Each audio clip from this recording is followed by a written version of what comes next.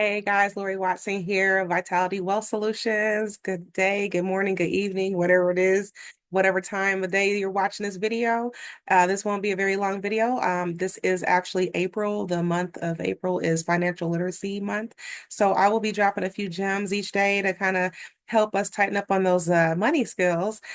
So today, speaking of money skills, we're going to talk about 7 money skills. I'm going to give you tips on 7 money skills, okay?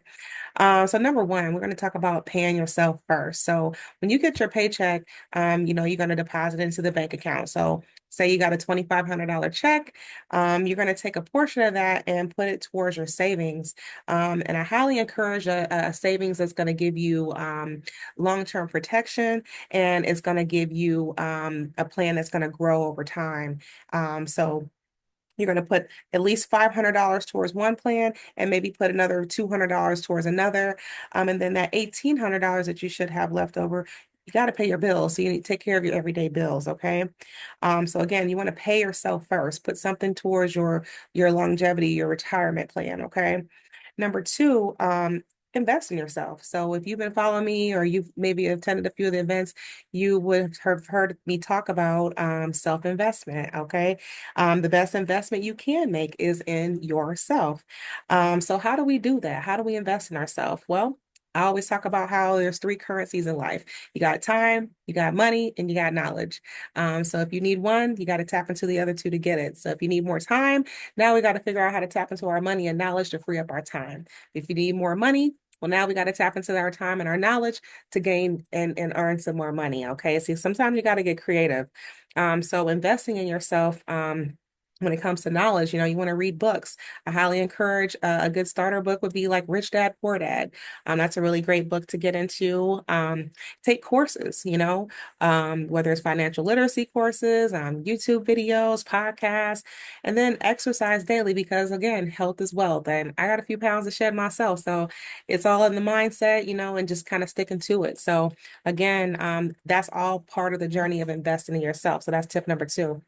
Tip number three is budgeting. So, to create a budget, you want to track every event. And when I say every event, I mean everything from paying your mortgage or your rent all the way down to buying socks and toothpaste. All right. So, every cent counts. So, you want to categorize it in 3 ways. Number one, you want to categorize as your needs, your wants, and then your wishes. Okay. So, you want to spend on your needs and then save and invest the rest, basically. Of course, just like I said earlier, paying yourself first.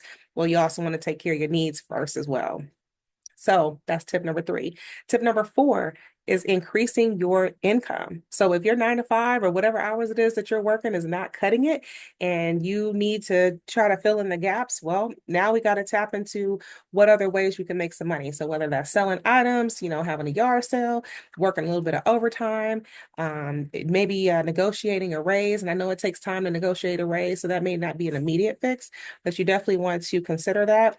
Start a side hustle, whether you're cutting hair, uh, cutting yards, braiding hair, stitching on patches for people, doing makeup, whatever it is that you do.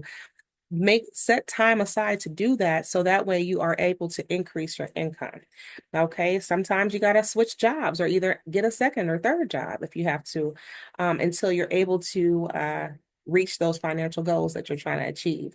And then sometimes you maybe have to go back to school. You need to get a trade or to get a certification so you can earn a little bit extra cash in your field, then do that as well. But again, it's in your mindset.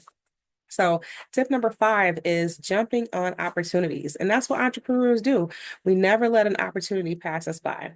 Okay, so take on that new job. Yeah, you can start a new business, negotiate for higher pay.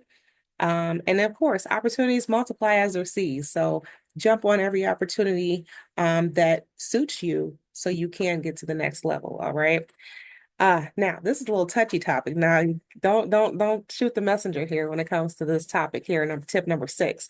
But choosing your partner. How important is that? Whether you are married or you're dating, finding the right person is the most important part of building wealth because when you have someone that's maybe a high spender, they don't really have any type of direction on where they're spending their money, that could really take a negative effect, a negative toll on your relationship. So these are conversations that you want to make sure that you're having with your partner, finding out even in the dating phase, are you frugal? How are you with money? Are you mindful about money? Um, is your partner aligned with your financial goals? Okay. So find someone with a winning financial mindset so you can win that bag. All right. Now, number seven, last tip is growing your network. So sometimes your inner circle is not who's going to get you to the next level. And as you always may hear people talk about online or, in person, is your network is your net worth with the TH. All right. Your network with the K is your net worth with the TH.